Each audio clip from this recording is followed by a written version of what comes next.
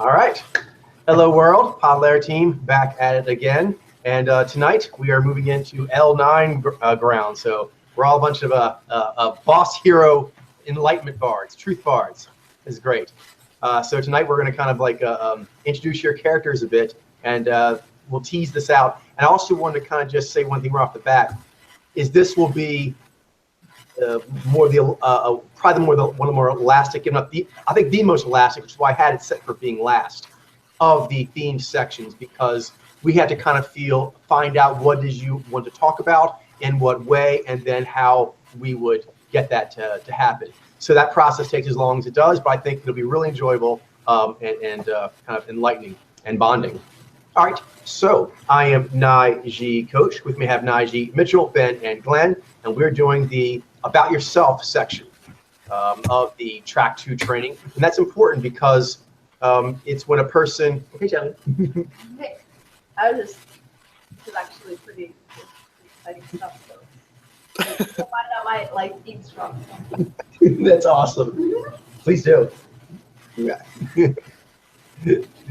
So tonight we'll be kind of just introducing your characters and getting used to seeing yourself in that way, which is a practice we've been doing, talking about being the chosen one of one's heroic story. But now giving voice to that, it can feel a bit odd. But you have to earn the right to do it, which I believe we all have. But when it's time to do it, even in an awkward subject like that, one should know what they believe and be as sure-footed as they can, while always reevaluating, going liquidy, reevaluating, but then also reassuming a sure-footedness. A lot of the top thinkers, you'll notice one thing about them is they have a sure-footedness of purpose and principle, even when topics get very murky, very controversial, very charged. They kind of keep their voice and the belief that pushes the voice. All right, so with that said, tonight, you guys, we're going to bring some introductory things that you have. I was just thinking we'd probably maybe do it like we go through and have everyone kind of go through their list a bit quickly, just to give like a high level, and then we open the floor up for discussion and just kind of wherever it goes, it goes. Does that sound good? Or if you guys have a more naturalistic way that appeals to you, you can mention that, and maybe we'll go that way. Sure, I think that sounds good. Start high level, and then we can break it down more, I think. Okay. All right, so does, how about this? Do you guys want to do it where one person does all the ones they have, and then next person, or do you want to kind of have each person does one, and, like keep going around until everyone runs out? I think the round robin kind of thing, each point, like we can address like you mentioned 10 things, right? We can go one by one, each of them. Yeah. That sounds like a good idea. What do you guys think? What are your guys' opinions? Same? Yeah, I think that's a good way to start, at least. Okay. Sure. Okay, cool. So Mitchell, then why don't you go ahead and do your first one? What do you have for us? Sure. So the way I did this was I just have this sheet here with a bunch of stuff written on. So I have more than 10. So how long do you want this to be? Like, is it I'm just literally explaining like something kind of like a log line, and if you want, you can just kind of like just say what the topic is. Okay. And maybe why you chose it, if you want to do that. How about that? And that something kind of that I'll probably am considering just talking about overall for one of my 36 to 60 beats. Mm-hmm. All right then. Well, I think a pretty obvious one would be tennis. That's obviously something I've done a lot of. So I'll just talk about that. Ben? I don't know. I'll just pick debate. There's a lot of them in there, though. Okay. You know what? If you don't mind, if you got any objections, because I heard Glenn saying it, and if it stays that way, that's totally cool. I just want to throw one thing out as a thing. As soon as Mitchell said tennis, I was like, interesting. He's kind of like a philosophical guy. He's got some intense eyes. He's got the beard going on. He said tennis. There's got to be more to it than that, and interesting that he chose that one first. Why? All that went through my head rapidly, plus a bunch of other stuff. And that I was curious to see what the next ones were going to be as Mitchell reveals himself. Okay. Do you got not just, I don't want to say that's the way to go, because there's also the round robin. What is it that you liked about the round robin, Glenn? Because maybe that way of doing it is better. I don't care. I just thought I'd mention this since I'm an audience, and today I'm kind of to sit back and let you guys do your thing, mainly just kind of moderate. I did kind of like want to know where that was going to go. It might become more interesting. I don't know. It seems like it might be an interesting experiment to try to do round robin, because you do kind of you do still get all of them, but it's kind of, I don't know. But at the same time, I don't really have a strong preference or anything. Okay. I was thinking, like, the way that I thought about it in my head, just like with the round robin thing, was sort of like you mention your point, and then you kind of like, I don't know, give a few words. I feel like could be a little bit desired, but I don't know. Maybe that would get too much into it. But I can do that. You want me to do that for tennis and Ben can do that for debate? Yeah, sure. Okay. All right. So yeah. So what? I reason I chose tennis first, since you asked that. It's an interesting question. I think it's just because like a lot of the other ones I have, not all of them, but a lot of the other ones I have, I'm not exactly sure if I want to break them down yet. Whereas tennis, I think, is just very like a straightforward thing. Like it's just a sport that I've been into a lot of my life. I'm still playing it now. I actually stopped playing it for a while, and I got back into it in the last year or so, and I'm really enjoying it. I think it actually has been a part of my growth as a person and a seeker. So definitely seems worth discussing. Although it definitely is tangential to a lot of my other interests. But not outright orthogonal. Ben? Oh yeah, for me, debate is just kind of like the most sort of surface level of these. The most like the thing that I did like right before and starting Podlayer, like when I was like what I was into right before I got into Podlayer. So it's also like something that you guys know about me immediately. So I started with that, and then I figured I would go into things that were perhaps deeper into my past and childhood, like later on. I don't know. But Okay, this is good. So that could be another element of the round robin advantage. So for me, I was thinking of kind of figuring out the character will be easier. But now I'm treating it like a cool thriller. We have these cool 3 cats, you guys, 3 dragons, and you kind of get a little bit of each one going, who is they? Why that? And then moves the next one, and it comes back. I like it. I like it a lot. And also on the spiritual level, you guys are kind of going to be getting deeper and rawer as you kind of, say what you feel like saying about yourself. But, you are going to describe yourself, which is, being very forthcoming, very sharing. It's kind of good to do that in layers, like as a team. You're kind of like descending together. You know what I mean? And just instead of one person like, okay, you go all the way from Mazoot to Shiny Baby, drool with joy, come back, and then Ben, you go next. I think it might be better if we all kind of like go up the road together. Yeah. Right. So, Glenn. Oh yeah. Okay. So for me, before Podlayer, I guess I was kind of more into nutrition. I guess that's kind of like a thing about it. Weight training, sort of like bodybuilding, powerlifting, kind of all that kind of stuff. That was kind of like what I was always a little bit interested in, because I used to not be very much into those things. As far as like practicing, you didn't really do a lot of stuff in that respect, but I knew I always had a lot of knowledge and information on that area. And that's probably a very good place to pause on that. Okay, cool. No. I don't have like no idea how much to give. No, I'm trying to. I see like in news moderating, I'm kind of just kind of going off of that, and so we're kind of setting everyone, and I let you guys kind of each go on for about like around a minute, sure, or less, and then rotate. So Mitchell. All right, it's another good thing for me to discuss. How about like language and philosophy of language? Something I care about a lot. So yeah, for some reason throughout my life, I've developed a lot of concern with the way people say things and what they mean and stuff. And I ended up actually studying philosophy in college. So and those topics.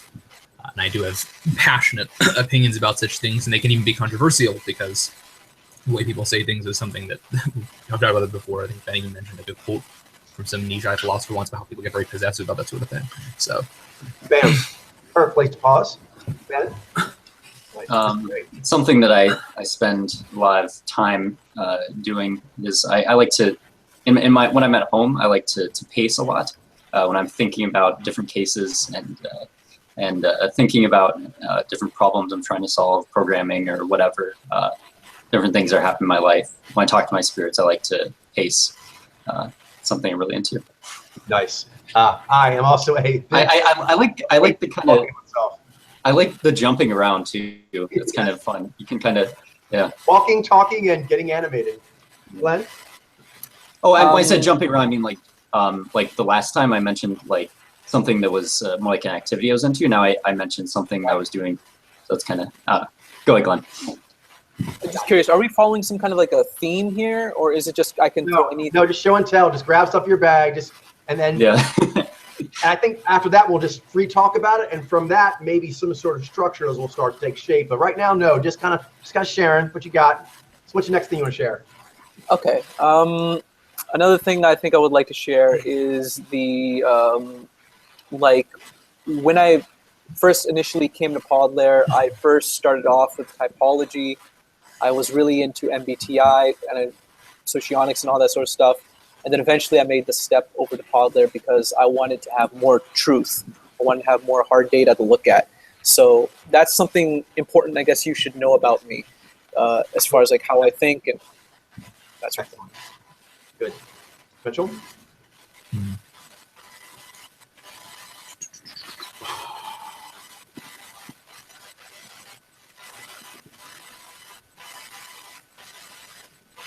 All right. The one for me would be, I would say I've done a lot of like fantasy role-playing games in general, but I particularly found Star Wars. It has something you know about me, so yeah, I got really, really into that as a kid. I don't do it as much anymore, but I'm obviously still a geek about those things. And doing that, growing up with some of my best friends, really helped me explore my more imaginative avant-garde side. Excellent.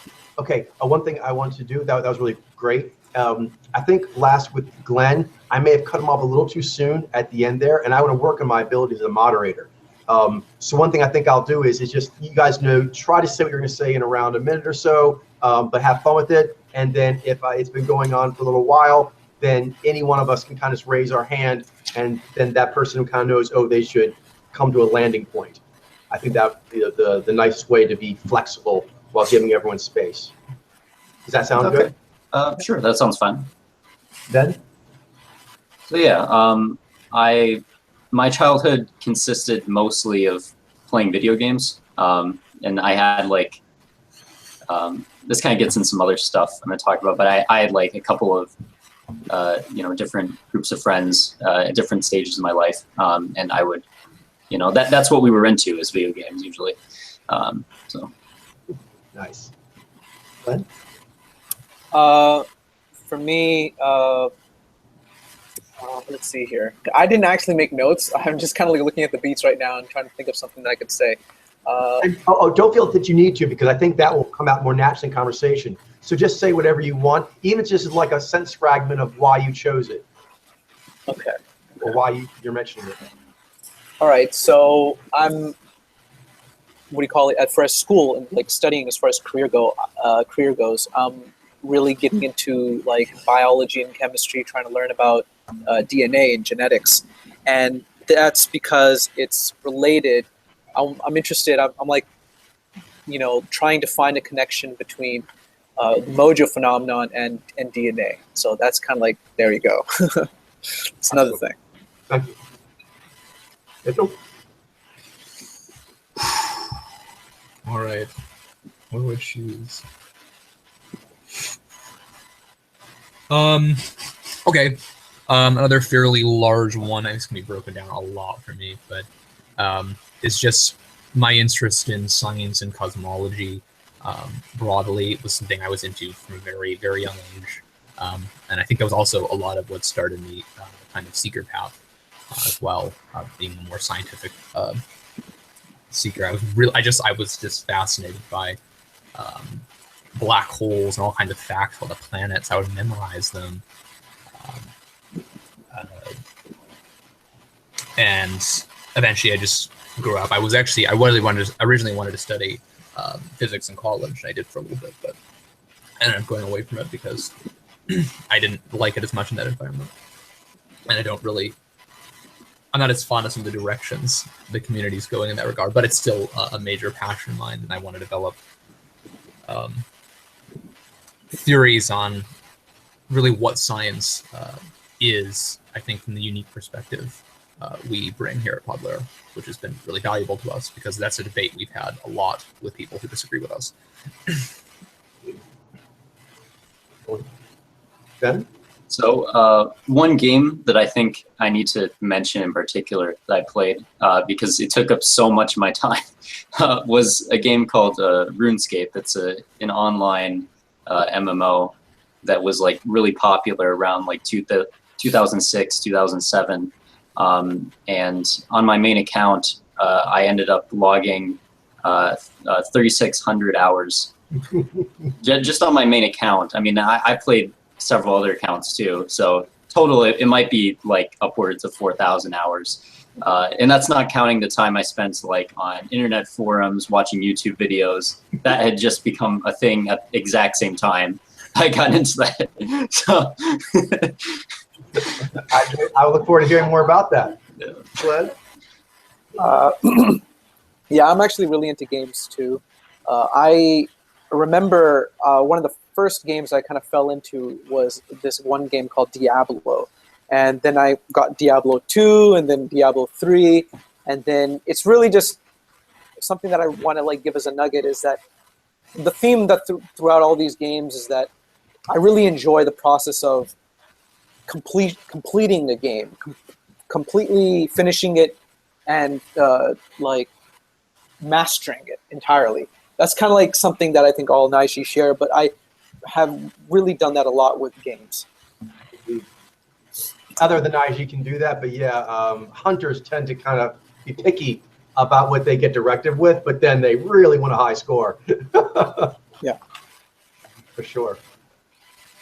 Mitchell? Right. So I guess kind of related a little bit to what I said in my last one, but it's a different topic.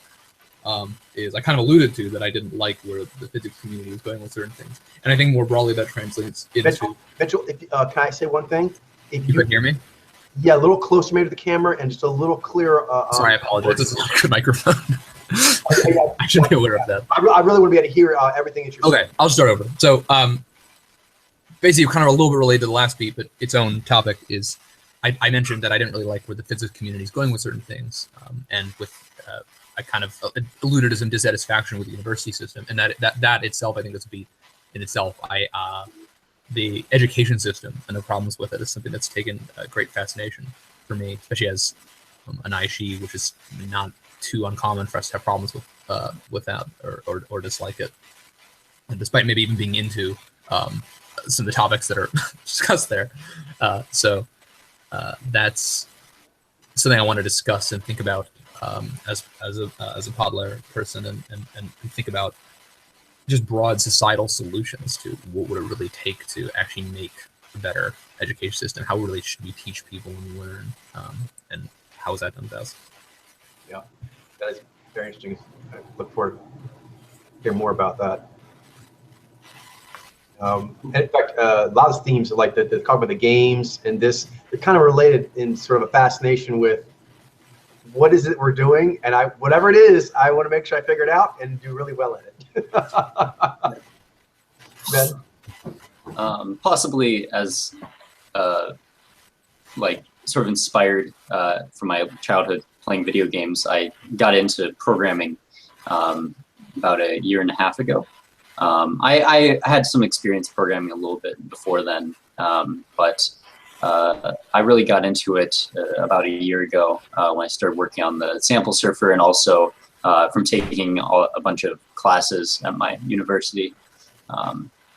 On a related note, I'm studying computer science, so it's kind of the path I've taken as far as my career. Important character point. What? Yeah.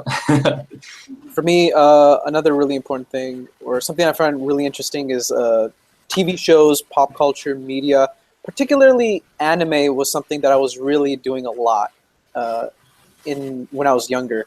I remember watching different animes, and I really enjoyed that entire process. It was fantastical and the storytelling was really like interesting and fascinating, and it really got me like pumped up in a way that nothing else really did.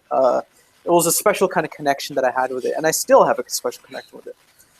So I can get more in detail later. No, that's excellent one. I share that as well with the comics. It's I of course now want to figure out the real phenomenon of real humans to cast the characters, but the original noting of characters and motifs, heroes, victims, and villains, and so forth, it came from that. And there's something just, I don't know, the Shiny Baby likes about it.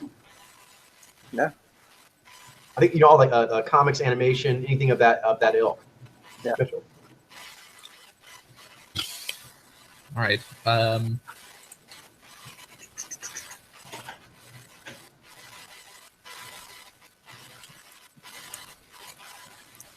So I guess another broadly philosophic topic that interests me, that I think about and study a lot, is the origin of life and consciousness and things like that. I think that is probably one of just the most fundamental issues that Western thought especially is tangling right now, because it tends to be very dualistic. But I don't think anyone really understands it. And I think that I can't think of a just more encapsulating mystery as to figure out like how can we be consciousness? How does that work with the rest? How can we be conscious? I should say. How does that work with the rest of things? How does it mesh with our physics models, which seem either very deterministic or very random? How can consciousness have free will? That sort of thing. Very cool. Ben?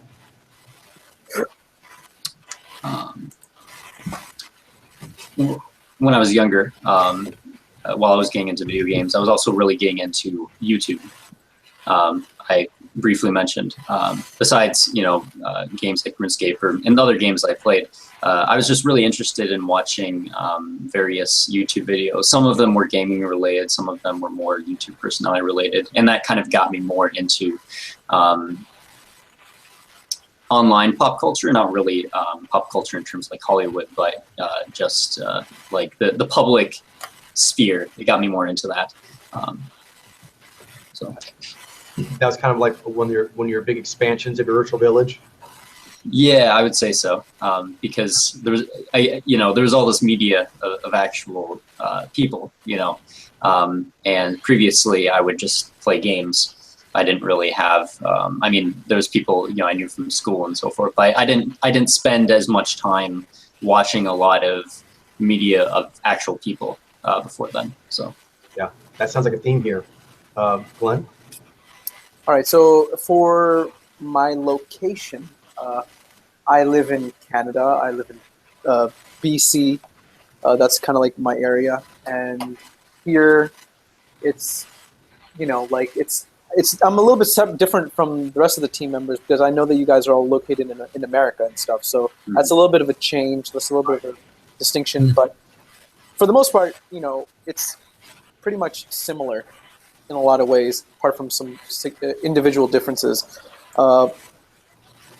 And also a part of that is sort of like the culture that I grew up in, which is I'm an Indo-Canadian. That's like kind of my ethnicity, if you will. And there's a lot of people that are also Indo-Canadian in around this area as well as other ethnicities as well. So that's just another thing that's interesting. Yeah, I look forward to hearing more about that. You guys are, as I said, you're very interesting, enlightened group of people who are being more so all the time. So I look forward to hearing your take on things and kind of getting a better idea of your character. Plus, like I said, when we moved to the Pacific Northwest, I look forward to being out more. And I look forward to talking about my online comrades. And I would like to be able to present you heroically, but in a way that fits your idea of yourself, too. So this gives me an idea of like, this is your heroic conception, and like, okay, and I can talk about you in those ways, and that way I'd make sure that I can, express about you well, but also in a way that fits your wishes. So, boom. Yeah, I'm really enjoying hearing your heroic characters. Really cool. Mitchell. All right. So another just sort of broad thing that I think interests me is mathematics, and that's a little bit separate from some of the other things. Again, related. It's a nice connection, I think, between philosophy and science. But yeah, like the kind of how does mathematics relate to the Moja phenomenon? How does it relate to science? That's still something that's not really understood. We use these mathematical models to model the world, but what does that mean? What is the epistemological status of mathematics? How can you teach more of it to people? Because it's so important to unlocking your understanding of certain things. But the way that it's taught is sometimes not great and overly abstract and stuff. Okay. Okay, cool. So you guys already know this, but I got into PodLayer through typology. But the way in particular that I did that is I was interested in, I was looking through the most recent videos on YouTube for MBTI, because I don't know, I wanted like the most recent stuff. I want to, like, I always have the sense of like, I want to know like what's going on, like what right now, what are people doing? And then I saw like the dismantling MBTI video, and it even said like just uploaded a few hours ago when I was looking through that. And that's how I got into it. And it was a good time too, because like at the same time I was also looking for material from people who were actually against it. I wanted like to look at cases against the MBTI, and I felt like a lot of the people who were actually saying like pointing out that this doesn't have any real evidence, they were kind of wishy-washy about it. They weren't actually really delivering that point or really advocating it fully. Like for some reason there was like this hesitancy to actually like really make it. So that's one thing that inspired me, was Demas's video, and that led me down the direction of checking out PodLayer, and here I am today. I remember your comment when you first came on. I was there for that. I remember your comment when you first came on. Ben's comment when you first came on. Like I was there for that. Like I don't think I was part of the conversation per se. I was like watching it. It's like stories. All right. yeah, someone who actually canvases it. We're our very own comic book superheroes in real life. It's awesome. HRL RPG for sure. Yeah. All right, Ben. All right, so one of the things that's a little bit interesting about me is my lifestyle and how I kind of live and do my thing. One of the things I kind of fell into gradually was, veganism, as you guys know. And I kind of learned about that, and I have my own kind of perspective on it and my own kind of like stance on it. And I think it would be interesting for, vegans as well as non-vegans to hear what I have to say on that topic. Yeah. So, oh wait, no, Mitchell. Oh, Yeah.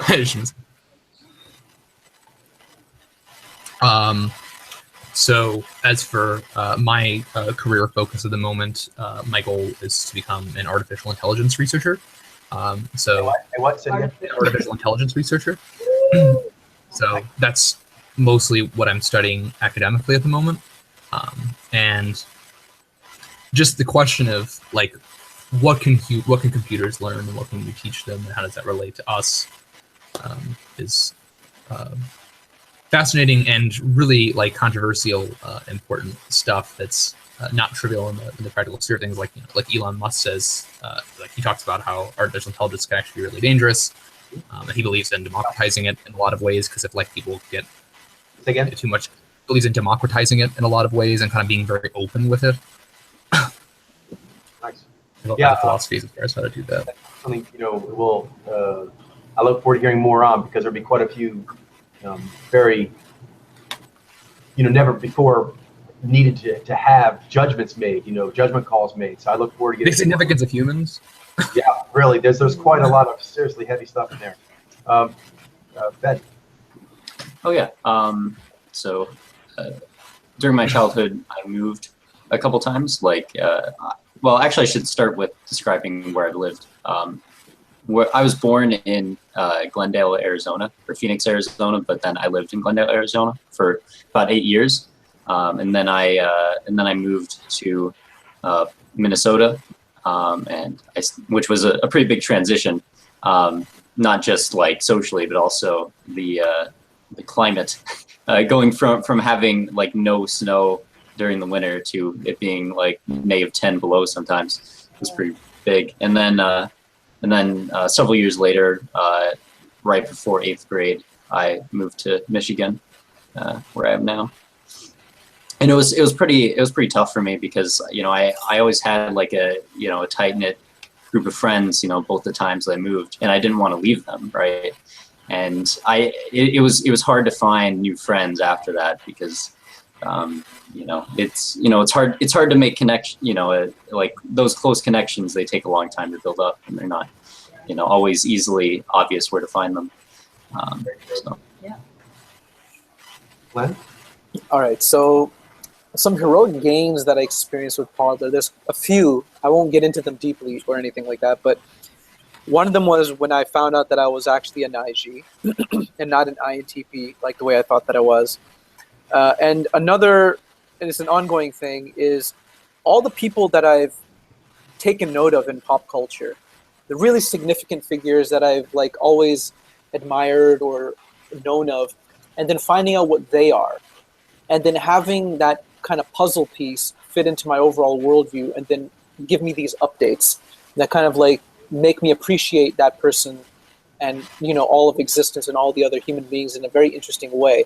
Those are like very key people, and they really radically shifted how I saw the entire phenomenon. So that's like, I can get more into that later, but that's kind of like another nugget there. Sure. Awesome. So we just, I want to, just out of curiosity, like, are we going to keep going, or like, how many we're doing tonight? I know, I was just kind of thinking that too. My plan was to just keep going until you ran out or you ran out of time. And if we were doing the latter, I was going to pause towards the end and just give you what you should kind of focus on for next time. And so if it takes all the time, I'm totally cool with that. Okay. Okay. Sounds good. And so maybe next we may spend the first few sessions doing this if we keep having enough nuggets to introduce, to unspool, and then we can start conversing about it and talking about what you want to do with it. Is that okay? Yeah. Sure. Sounds good with me. I didn't catch that. He was asking about the time because it's looking like we might do the entire. Just the end bit there, Coach. I kind of zoned out there. Sorry. Which part were you? The end. Okay. Never mind. It's fine. I think I don't want to drag. I think the takeaway is that it might take more than one session to like. Oh, right. Okay. So however long that takes, that's cool, and then you'll get into talking about What you're gonna do with what them. you're gonna do with them For the beat. once you're done with that unschooling process, which might take. Yeah, but I just know I think this is a really great discovery process, and I'm really enjoying it. I find it very informative too. Right. So I'm sorry, I lost track of where we were. I think it's Ben. I think it's Mitchell. Oh, it's Mitchell. All right.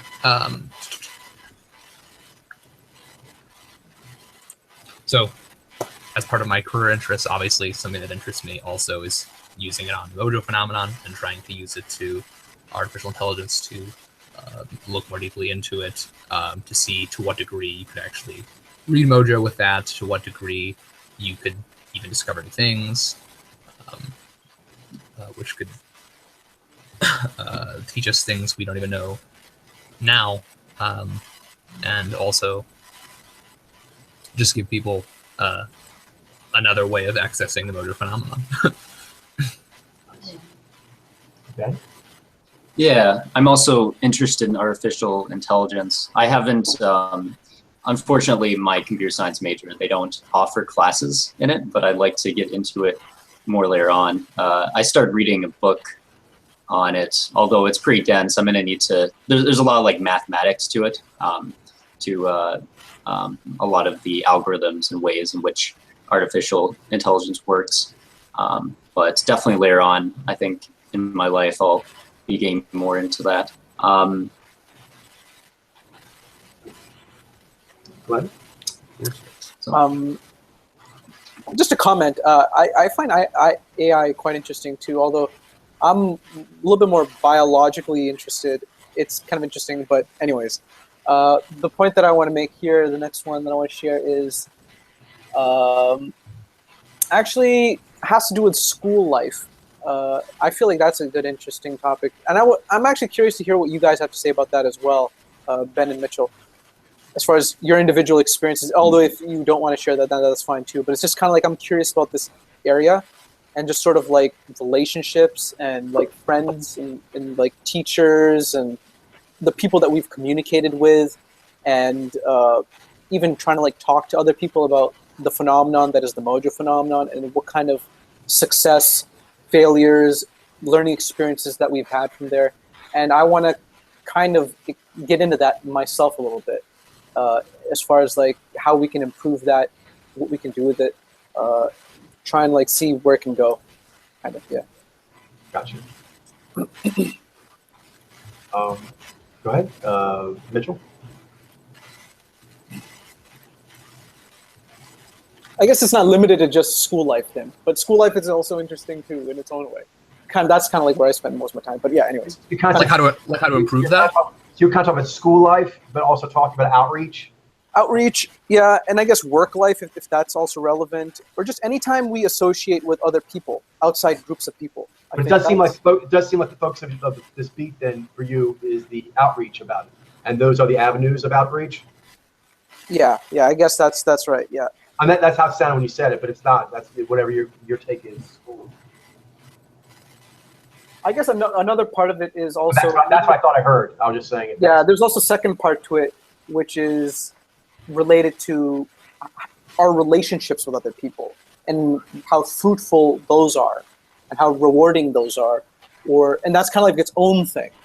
And I guess the outreach part of it is also part of it, but also its own thing in a way. You know what I mean? Yeah.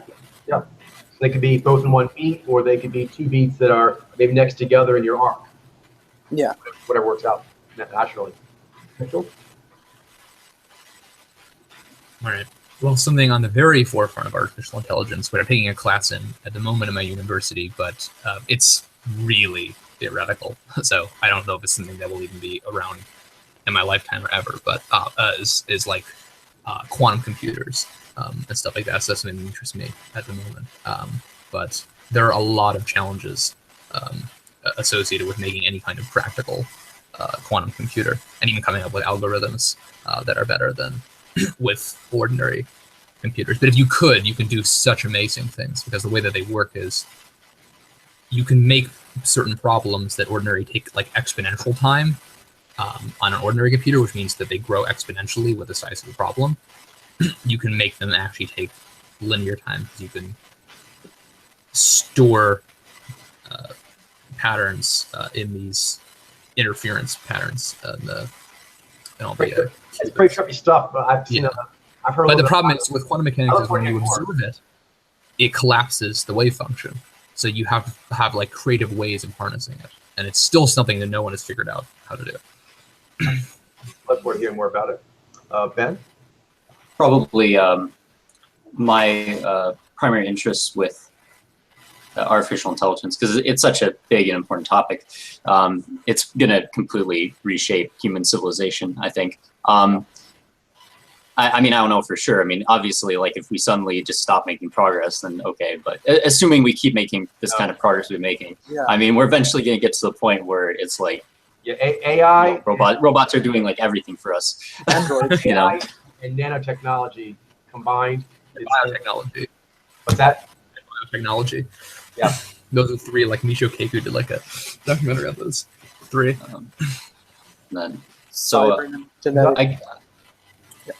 I guess what I find most interesting is the application or potential application. We really don't know for sure like how easy or difficult this is going to be, is to Mojo reading. And the most successful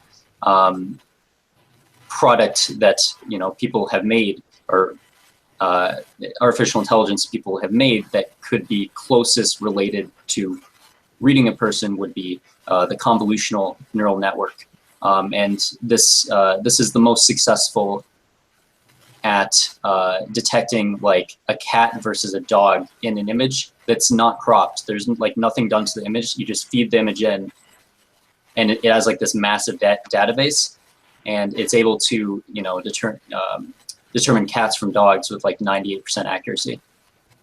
So like, and it's not exclusive to cats or dogs either. Like you could label any picture, right? And with enough data, like the neural network can tell like what the, so it's very exciting because that's getting in, because it is telling apart two similar looking species. And so the next thing is, you know, how fine can that get? yeah, because it's because like you can have it interpret like one kind of house from another kind of house. Like you can make the labels be anything, and it basically looks for things that like aspects of the images, like patterns that make those labels or categories unique.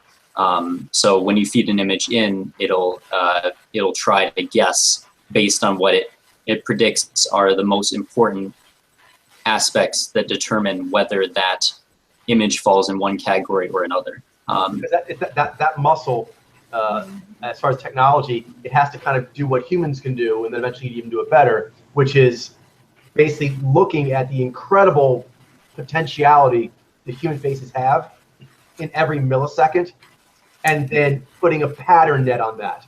What did that look like? Does that person look approachable in this context to me, to someone else I know? Like those are it's like kind of a very kind of a human thing we think of, but like kind of like quantum computing and this. What was the thing you said there, Ben? Convolutional neural networks. Yeah. So the convolutional part, more broadly, it's neural networks. Or neural networks, deep learning. Gotcha. Yeah, because it's deep learning. Is that the name for it now? Because it seems like there's been certain very nuanced, very pattern reading at a fine grade that humans have.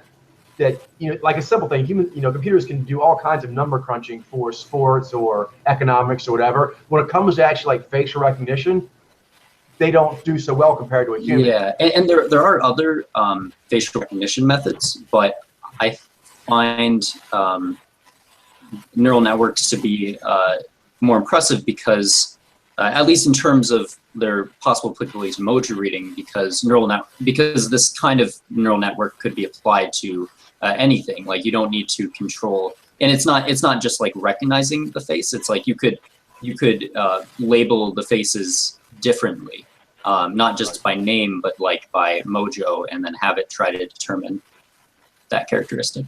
Very exciting. So, we should move on to but it requires like a ton of data and power. So I don't know when we'll be able to do it. But technology is trending towards that capacity. Mm-hmm. Very cool. Glenn? I had a question about the earliest seeker recollections. What exactly is meant by that one? Because I could maybe... Basically, if you can take Podlair, and you talked about how you went to Podlair, right? Right. Okay, now reverse engineer that. Step back from Podlair to that thing. Does that make sense? Right. Now step back from that. When you talk about how you came to Podlair, that wave that brought you to Podlair, what came before that wave?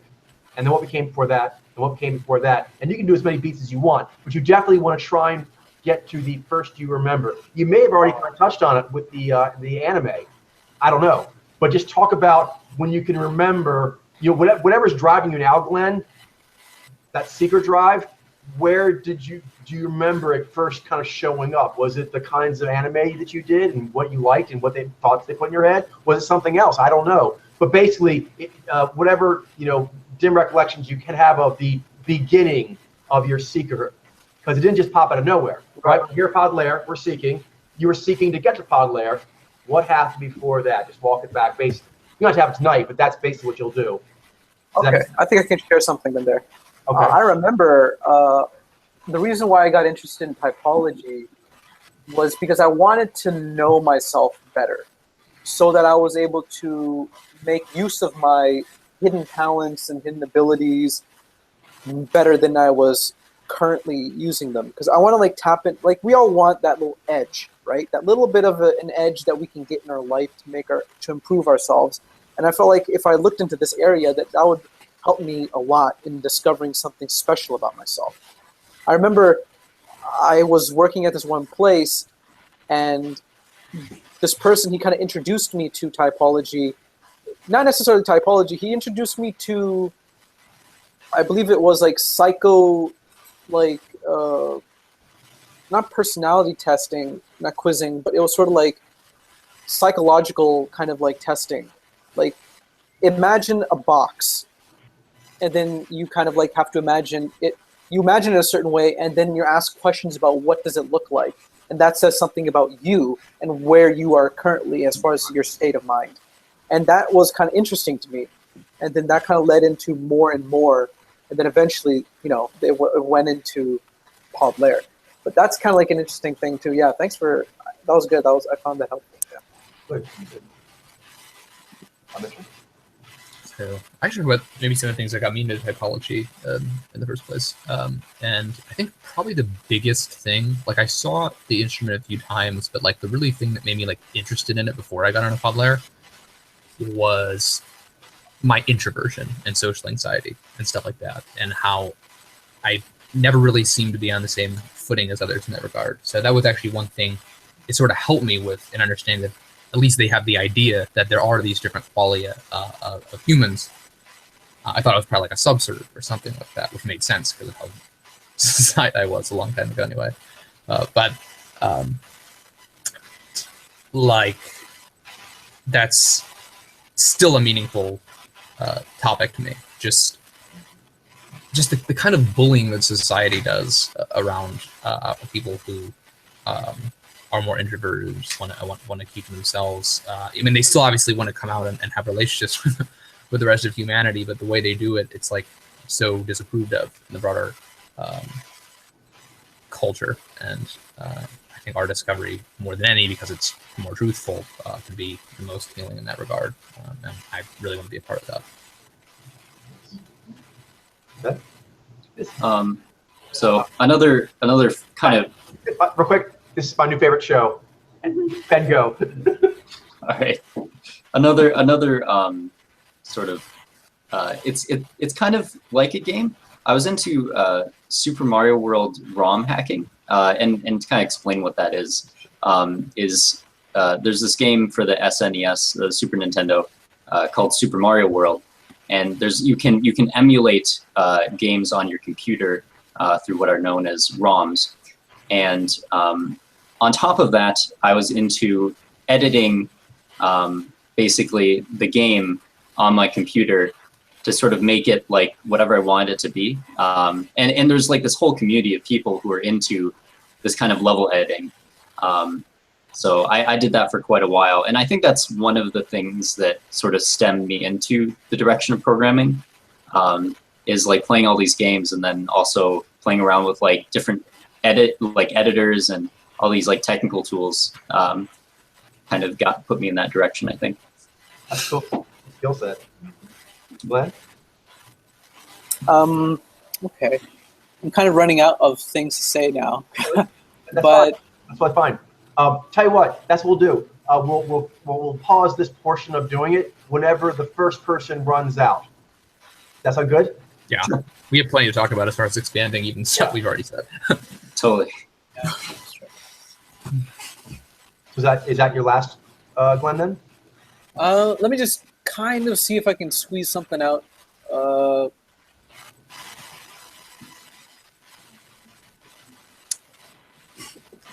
Okay, I guess the connection to the community would be interesting. It's related to the story of how I fell into Podlair, and that initially started with me developing a correspondence with Ademus. And then eventually that led into more questions that he would answer. Then eventually that kind of led into Podlair. That's kind of like a mini beat there involved in, like how I fell into it. No, that's it could be, I'm not saying it is, but perhaps that can be folded into one you said earlier, or maybe it's its own thing about what kind of things impress you. Perhaps some quality of the correspondence moved you, and that could be an interesting character point. Yeah, and I think that's good. Yeah, I think that's it for now. Okay, excellent. So then, We have about 30 minutes left here. How many more do you guys have, Mitchell and Ben? You guys can keep going. I don't really have an exact number, but I could go for a few more rounds, but You could also pause here comfortably. sure, I'm totally either way is good with me. Same. Okay. All right. In that case, what we'll do here is kind of talk a bit about where we go next. All right, and then I'll do this, and then the rest of the time we can just free talk. But I'll kind of set your mind for the next mental task you'll be doing. Is you're going to probably have more ideas come to you now that you've done this much. Because once you've been a bit authentic and revealing, there is a desire naturally to keep going and complete the picture, to complete the ritual, the process. So that's going to happen now because your spirits, your psyche, your phenomena are now realizing, oh, you're trying to do this. And you guys said tonight, you've seen lots of movies, lots of TV, lots of video games, you know what I mean, lots of anime. So you actually know that there is that process. Do you know what I mean? And so they now know that you're doing, they're like, okay, that's what we're doing. So this today will help engender more. So more ideas will be coming. And we'll continue to do what we did with these here today. But with the ones you've already done, I'll make sure you captured them. And you don't have to use this exact process I'm going to say, but ponder on it and then perhaps do your own way. But I think it'll help you understand what we're doing next. So next session, any new ones, nuggets, or themes you want to talk about, we'll do the same thing we did today. But then ones you've already done, what I do is I actually, I'm like hanging out with Nexie doing that, I write on a paper, almost like a drawing, and I just populate those things like you did tonight, those topic ideas. I put them like little planets, little word planets. And then I make dashes around them. I recommend 3 to 5. 3 to 5 seems to be ideal because these will end up being very powerful sentences that say something you want to say. So today, and you can even watch this cast we're having here today, you can play back and kind of listen to things you said. You kind of talk naturally about it a bit, but you were already kind of saying things that you thought were important. You said the AI, and because of this, and this, and this, and this, and this. So make a little dash bush around the word and just drop those. But you want to keep it between 3 to 5.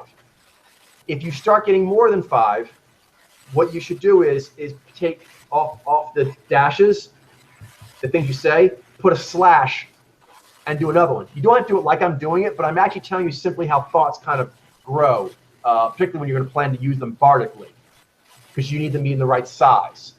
So you have the idea, then little spokes around it, 3 to 5, put things there, and then if there's more than that or things you want to put flavor, then you kind of do little slashes, but that lets you know that's going to be in one sentence.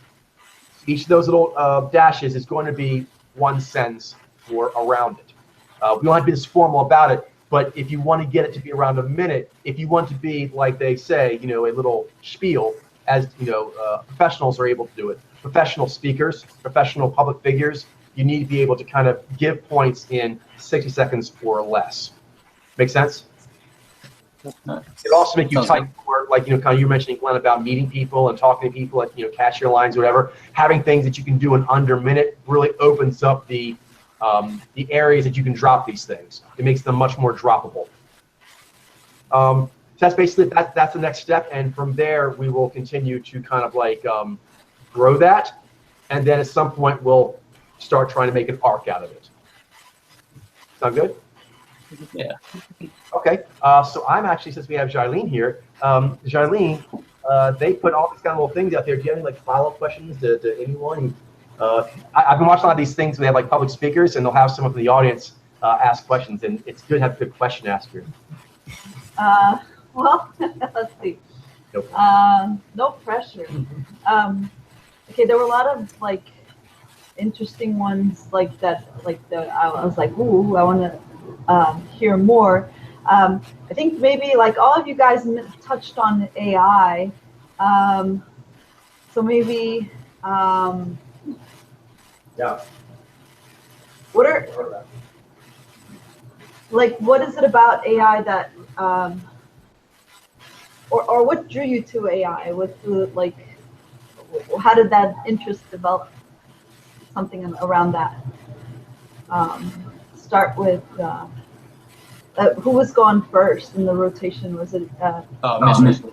Mitchell? I think it was All right, can I start? Yeah. Sure. So what drew me to AI? Well, it's I think it's just inherently really fascinating to be able to build intelligent agents that can act autonomously, and it's something we're still learning how to do. And it relates to a lot of my other interests about like what consciousness is, about the purpose of humans and the cosmos broadly, and just gives us as a society access to quality of life and an ease of that wouldn't be possible otherwise. So I think out of all the fields of computer science, that's why it interests me as it does. Okay. How about Oh yeah. For me, I'm really interested in programming, and I'm really interested in pod layer, Mojave, and I understand that like there's like this inevitable thing, like if AI keeps increasing, getting better and better, we're going to be looking into figuring out how we can get AI to read humans. So I'm really interested in the future of that. I'm not sure it's going to happen in my lifetime, or if like how much progress will be made in my lifetime. Like maybe there'll be like minor, experiments or something. I really don't know though. don't they like those I mean, don't they have AI or like robot like haven't they come up or invented it? At least I've seen like on TV where they have those segments of like, the latest in AI or robotics, and so they'll have like bring out like, it seems to have gotten more advanced as far as like the robot forms that they have, and like the conversations that they can have with the, usually it's the journalist like demoing the interaction with the robot, but it seems to be getting more sophisticated.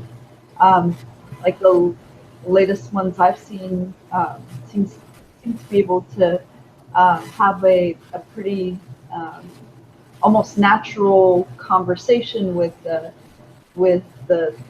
journalist in this case, and so I remember being very impressed about the latest segment that I've seen of when it has to do with that. But I guess I don't know how it relates to the back end of like what's going on in terms of the AI, the software, and how sophisticated that really is. But yeah, sorry, went off on a tangent, but yeah, that's really interesting. Oh, you're totally fine. Yeah, I really, I definitely really want to get more into it. I don't really know much about the programming yet, but I know that people have done some really impressive feats with applied AI technologies. We're not quite to the point where we have like general AI, like AI that could do as many things as we could. But that's also quite interesting is like when we have AI that can behave like a living organism. They can do so many things. They can behave like a living organism. That would be really cool. Like the point where like they can actually learn for themselves and like program themselves. Right? We don't even have to program them anymore. They just do it themselves and like self-improve. It's like, okay, then they're good to infinity. We don't even have to do squat, So it's like, and then they take over the world, and we all. There's a question of not doing squat, and then also what is there for us to do that they don't do better? Yes, that's what Yeah.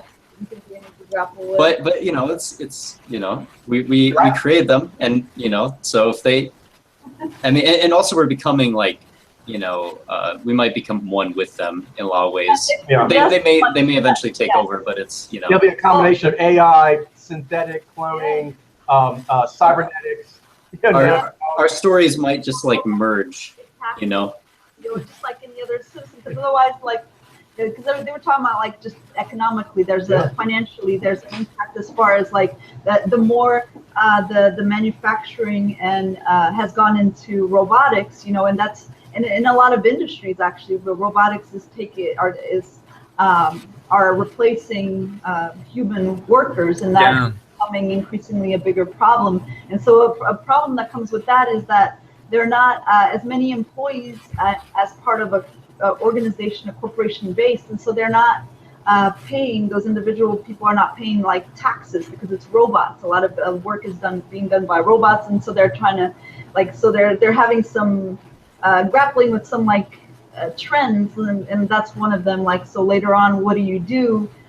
Because you know, governments won't be able to sustain themselves if they can't get the normal tax base, and so things like that, even stuff like that of like, what do you do? Like, then it gets into like treating the robots as like individuals, you know, and all the implications that come off of that. Yeah.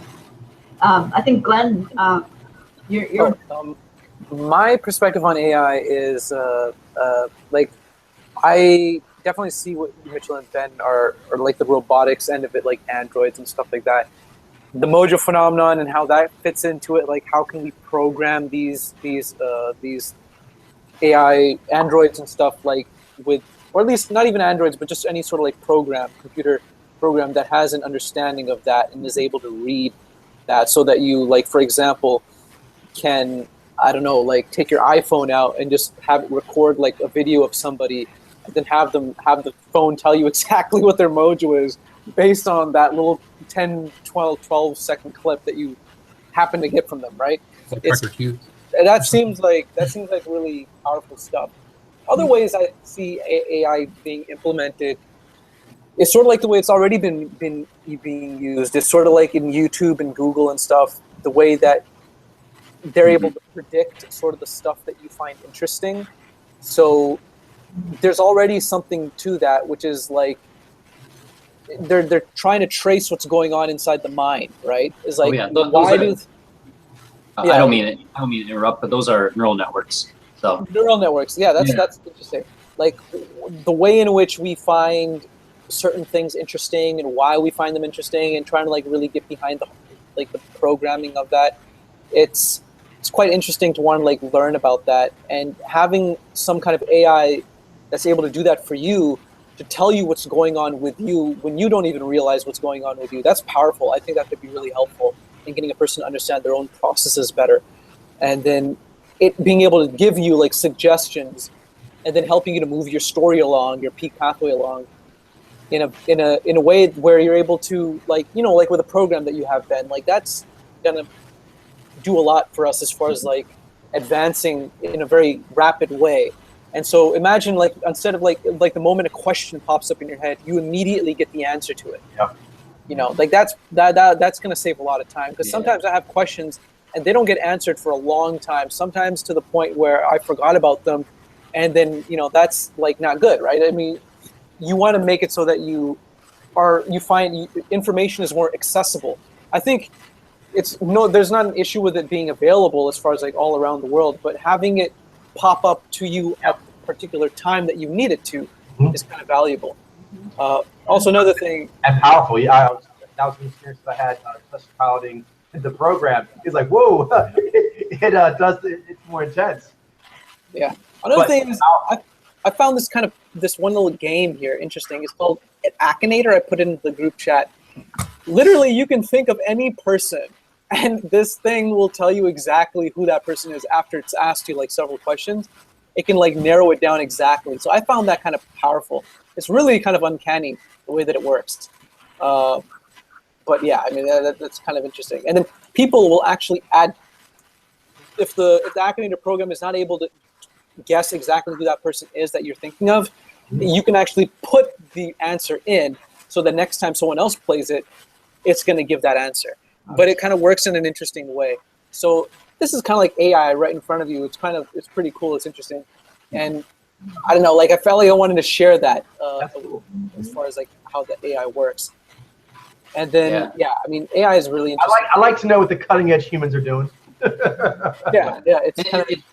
Yeah, and I think that brings up a really good point, is that AI is involved in like so many things that we do online, like YouTube, Spotify, Facebook. They all use like these artificial intelligence algorithms to predict what content we'll want to be viewing. And it really shows there's so many applications of just AI software, like not even getting into robotics yet. I'm thinking like with the sample surfer, one day maybe like it'll predict like what samples you should be looking at based on the ones you're getting right or wrong. You know, I was totally thinking that would be the case. Yeah. That'd be amazing if we could do that one day. Yeah, it helps with marketing too. Like you get ads, like how we have ad blocker and people don't want ads because they kind of are annoying. Imagine actually seeing ads that are actually useful to you, Yeah. given something that you actually want from that, provider. That I just played the game and it got my character right. Yeah, it's kind of good that way. But then also at the same time, learning how to market it correctly. Not making it cheesy, not making it kind of like weird, because you might find it interesting. You might find like you want to have this thing, but it's not like you need it. Like it's. I feel like there's a lot of growth area as far as that goes, AI and marketing and all that sort of thing. If you guys have more, please go ahead and jump in. But if not, there's something else I was interested in. I just want to say, Yeah, make please. sure at least play that game at least one time. I did. I just played it. I got my character right. Yeah, Nice. I was cool, thinking yeah. of Albus Dumbledore from Harry Potter and I got it. Yeah, you can already tell like how it works, right? But it's kind of interesting. But yeah, Something else I noticed was a theme is, I guess, one thing and like a side thing with it is that there was some sort of fantasy world, cartoon world, gaming world that captured your interest early, and I think there's like 3 points in that. I'm curious what you guys would say on that. And actually, Charlene, if you feel like sharing, by all means do. I find this fascinating because you're all heroic seekers of admirable merit. So I'm curious about your workings. Do you remember, even just like a feeling of what brought you to the first ones, or if you were totally caught off guard, like what some of the first ones were? We were like, what? Like for me, original Star Wars, I think it was like 4. But I remember seeing that. It's amazing. My memory's crap, and I was like 4, but I was like, what? Yeah, all the religions had a really hard time impressing after Star Wars. But anyway, the reason for me, just an idea, I'll make mine short, is the heroic motifs. They were clear, they were interesting, they were bringing up motifs I hadn't seen before. Because for me, that was, I guess, like a PG thing. It actually had motifs that were mature for me, but done in a, I guess what my parents thought was a kid-friendly format. So that the motifs would grab me. Next, what did you like and why? And then I remember, this is something else, is there was a transition, it seemed like most of you mentioned, where you, not that you left doing that, but you stepped off into real people. And Charlene and I talked about this in the past. Yours may be more musical or something, but there was like something else that drew you, and then you kind of got something, and then you. Are you talking about like worlds where you might escape into, or like things like media that really influenced you, or am I understanding that correctly? I believe so, because I don't want to lead you all, but it sounds like all of you, and I know Charlene has, is experiences of feeling strongly connected to another world or another place, maybe separate from where you actually physically are at, and then that teaching you, okay, I will need to interact with the world, but your like teacher on how to interact with the world was more that media than the world you're actually in. Like I actually figured out how to handle humans by reading comic books. That sounds crazy, but obviously had to tweak it some, and I realized that. That's mojo reading. But I kind of figured out, oh, a hero's supposed to do this or this, and I was like, oh, I'm supposed to do stuff, and then I kind of like translate it over. So I'll leave it to the floor now. Anyone? Well, for me, might have been like something that I was really into was Choose Your Own Adventure books. I went through a lot of those, and I've really found it fascinating to go through the book like several times and like see what would turn out based off of different decisions that the character would make. I think that like would help me a lot, like think through like things that happen in life and decisions you make and how those play out, and like teaching like sort of a simulator way, like using different scenarios, like based off of different decisions you make. And yeah, so I learned a lot from those books. Were they like Magic Detective, or just all kinds of different ones, or? They were more like fantasy, like you. Well, I mean, there were different themes. Like there were more like sci-fi ones. There were a lot of the ones I think at the time that I had available to me in Portugal had to do with like a fantasy, or like knights. You were a knight and you were going, like through different. Like you would go to the forest, like choose, do you want to go down that fork, down that fork, and you go to the forest, or you end up in a cave, and like then all these different things would happen, like more based off of your decisions that you did as this knight going through his adventures. That's one of the things. That's cool. Mm-hmm. Was also the part of the whole choose your adventure, was it also like the discovery process of like, I wonder where this road is going to lead me? And then you also know at the same time, there's so many other roads that are also available, and they're all interesting, and I want to see what they all have to say and what's interesting about them all. And kind of like, you learning so many interesting things from just one, and then like, if all of them are like this, then I don't know if I have enough life in me to like live all, like to see everything that's going to be available in all the other ones, because they just keep going and going and going, and it's kind of interesting. I think that's like how knee works in a way, right? That like all the different possibilities. Like if you go because there's so many like branches, depending on where you land. You have a starting point, right? But there's just so many factors that go into things happening in a life, which is like you said, finite. Period. And so you have these many years, and like with the character you have, you can make this myriad of possibilities of decisions that lead down these different roads, or maybe not, and that's interesting to like explore all that.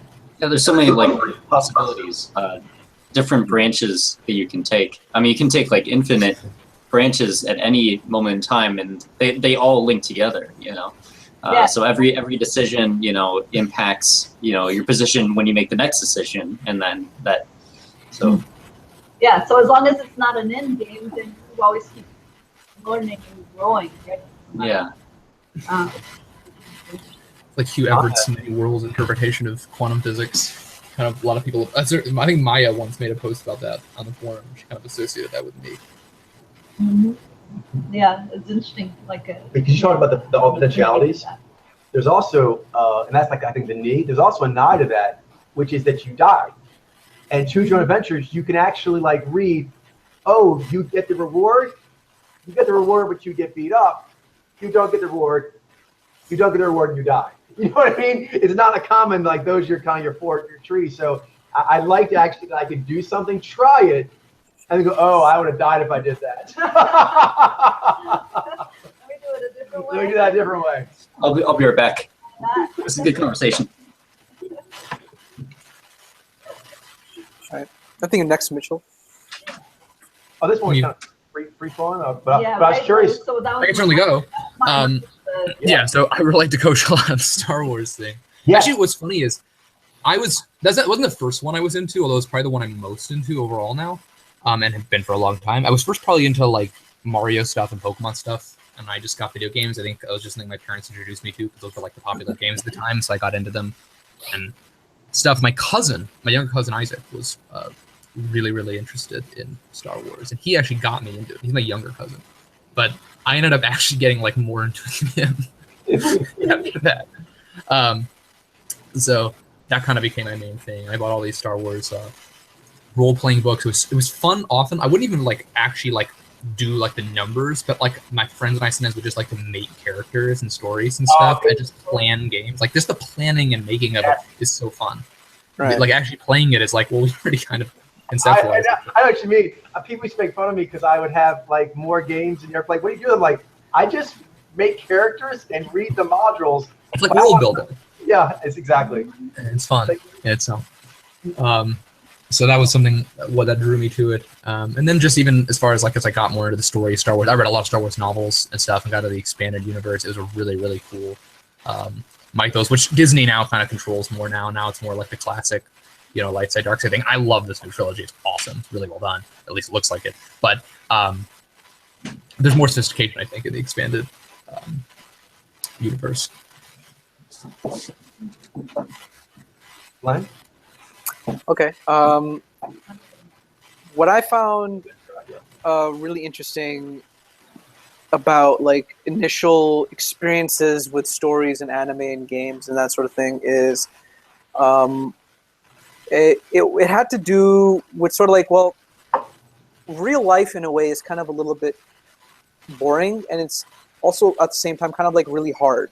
Kind of questions that you have to answer, like career, school, and that sort of stuff. It's hard to get into, and it kind of seems a little bit like really difficult and kind of draining, right? And straining. The kind of like thing that I liked about running home after school and watching Dragon Ball Z, for example, right? Like, first, that was really interesting to me because the stories were really interesting, and the kind of experiences that they were having were really intense and kind of like really fantastical, right? Like having to, fight these kinds of characters, these evil villains and whatever. And that's all that kind of like made that whole like world really like so much more vibrant as compared to like the kind of world that I was having to deal with on the daily basis, right? With people and stuff like that. And also at the same time, that's kind of like why I was drawn to it. But also at the same time, there was like, I've always been addicted to this sort of thing when it comes to seeing like progression, like seeing an arc of a character, like go from being kind of like not very developed in a certain thing and kind of doubting themselves and kind of like having really a lot of problems with something, but then overcoming those problems as their story goes on. And they have this build up, like there's a montage of like training and stuff, and then eventually it leads into the character having these really epic moments where they're actually able to overcome the obstacle, the problem that was in their life. And it's like really cool, like seeing the evolution of that.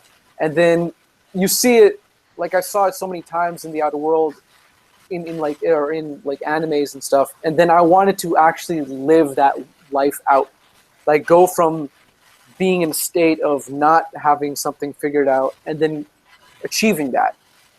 And then just like always being focused and interested and like addicted to that entire process. And games was a way I could release into that. And anime was a way in which I could release into that too, because it would inspire me. Like, what did this character have to do in order to reach the next level, Like, and what would that look like as far as like what kind of bonuses, what kind of like skills and abilities that they would become available to them that they didn't have before. And they're no longer the same person that they were before. And so that's really like, I really enjoyed that. And it's just like cool, like you see, like when the first time I saw like, like Goku turn into like Super Saiyan, that was pretty like, whoa, like that was like different like than what he used to be. And then seeing that kind of like those kinds of transformations that characters go through was something that I was like, I want that, like I really enjoy that. And that's something that now in real life, I'm trying to get some of that same kind of like interest and level of like desire of wanting to overcome challenges when it comes to real world problems. Because then that makes me feel like life is not on me trying to like, like suffocate me anymore. I'm actually able to handle the punches, and now I've gotten, good at this, and so now it's no longer an impediment. It's actually a strength that I have and that I can use to play this game of life better. So it's kind of like it was a roundabout kind of a way, but it's kind of like at the same time, I kind of needed it. I wasn't able to find it as readily available as a real world kind of like thing. I think kids kind of need that. They can't like be introduced to something really hard right off the bat. They need to kind of take steps. And so stories and games and stuff, they kind of allow for things to be a little easy, but at the same time you can see, oh, this is a little bit harder.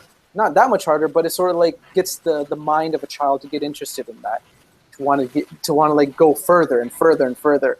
And then they realize, oh, I'm like really cool. And then they take the next step, and then so on and so forth. But yeah, that's kind of like, I think kind of gets at it a little bit there. Yeah, big time. Thank you for sharing.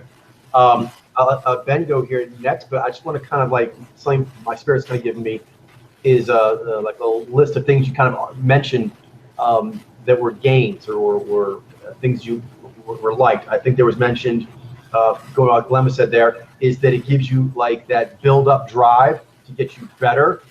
Actually, kind of mentioned two there. There's the drive to want to do it because it's fun, that arc. You're like, oh, that's cool. That hero has that arc. I want an arc in my life. But then also the second point is it builds you up if the world's a bit too hard at first. Darlene was talking about you get to play around with lots of potentials.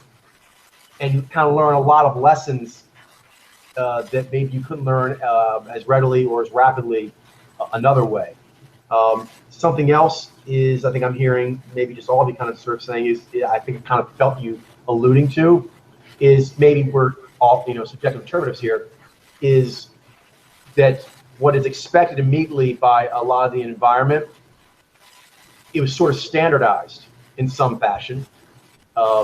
And that was not as conducive as it could be. And so seeing these characters go on these different adventures, or in one adventure going on multiple different paths, you're like, oh, you can play the game different ways than what is just put forth to you. You can choose, and maybe mine's a little unusual, but it's an option. There are multiple options. And then, Mitchell, you didn't say this, but I kind of felt it with the Star Wars, is another thing is expanding one's world. Is you mentioned Star Wars. I had Star Wars and other ones, and I think you guys mentioned a couple different ones. Can't remember all the names, but I think there's a theme. Is some of these worlds appealed to you, and they were populated by a lot of cartoon characters or whatever, but there was a lot of them, and so one's virtual village of, kind of like, kids back in the day, they're learning from Norse mythology. Some people have like a couple of legends from a local storyteller. Some people have a full-on master bard in their village, and so their library of stories they hear is much larger. So I don't know, from that point, like how many characters are in their soap opera, their mythos soap opera? If you were doing, you said, Mitchell, for example, and reading the books, playing the game, seeing the movies, the amount of characters that are of Star Wars universe. I was like a dictionary on that stuff. With the slightest nudge, I can get back into it. But I think that was another gain, is actually that these worlds maybe were larger, or you're allowed to go more places than you do in your normal life. If you like get Star Trek, you'll get to be on a lot of ships. You'll get to see villains and victims and heroes. You'll get to see a bunch of different races, a bunch of different people doing things, some winning, some losing, and you'll get to see all of that. That's quite a lot of life. You know what I mean? Of like, like a soap opera where all these characters know each other, like all the Star Trek novels, are supposedly one universe, all the Star Wars, all the Marvel, so on. So that's kind of interesting. So a lot of cool stuff. So I'll hand over to you, Ben, for like the last push here. Okay. So this I kind of forgot what we were talking about, but we were talking about. I kind of have an idea, but I don't know for sure. It was something about like stories, like us all being interested in open kind of stories. If I had to give it a name, it seemed like alternate worlds, media, some kind of media, could be any kind of media, but it seemed like getting heavily involved in an alternate world. Oh yeah. Yeah, so I guess the earliest and instance of that was me playing RuneScape. Definitely, when I was like 10 years old, I created an account and I got completely bad shit addicted. So that game. What were some of the things that made it so compelling? I think the biggest one was just the fact that with it being an MMO, it was. I mean, it's definitely not the biggest game I've played, but it was quite large. And again, as you mentioned, it's always populated and it's never like the same. There's always different people doing different things at different times. And there's just so much complexity. Like it's such a big, like it's not just big in terms of like the physical size, but in terms of like all the things you can do, like all of the skills, all of the activities that are going on. And that makes it really immersive. It makes you just want to like walk around and explore and do stuff. That's, yeah. I think that's what made it so compelling and addicting. Because like especially at that age, I didn't even think about things like how big it was. Like I had no sense of the scope. I just wanted to keep going and exploring. So I was just like, yeah. I just really wanted to keep, going further and learning more. So would you say, I don't put words in you, but would you say that some of the addiction then, because you said you weren't worried about the size at first, were you thinking about that? It was learning something, or is it, because Glenn mentioned like the character progression, or for you, was it the learning about the world? It was probably largely about the progression still, because the game is very like progression focused. It's all like, it's not all about leveling, but it's like, that's like pretty much the central focus of the game. Some people, later on, once you get to a higher level, you can do various things, but I would say a lot of it was progression. A lot of it was, I guess, just the complexity of like the ongoings just made it really fun to play. Because like a lot of games get kind of repetitive after a while, but like an MMO is less. I mean, a lot of people will argue that they are repetitive in different ways.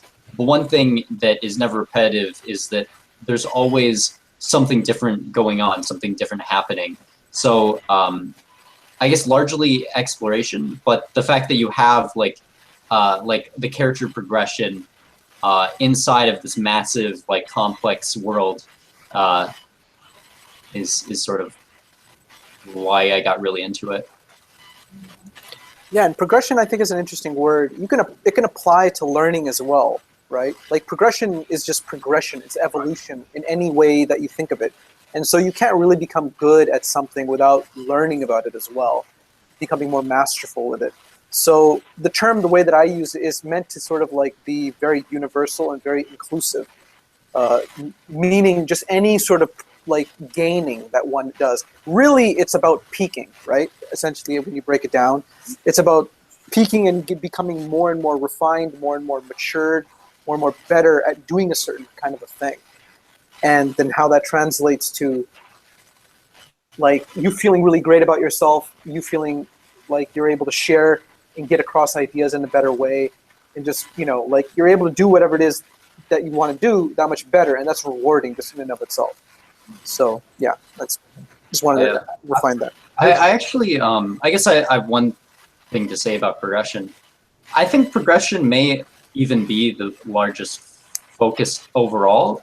What I first got me into it, I think, was more so like the world and like just the fascination with learning about it. But then once I got into it, I think I was more focused on the character progression aspect of the game, because the game has like this massive like character sheet, and leveling is like such a huge part of it. So yeah, leveling. I think in whatever way. All the good benefits from it. So I think we're pretty much out of time here. This is a great session. I had a lot of fun, learned a lot. So for next time, just bring any more new things you want to talk about, and the ones you have here, see if you can't start to kind of say, I want to say this, this, and this.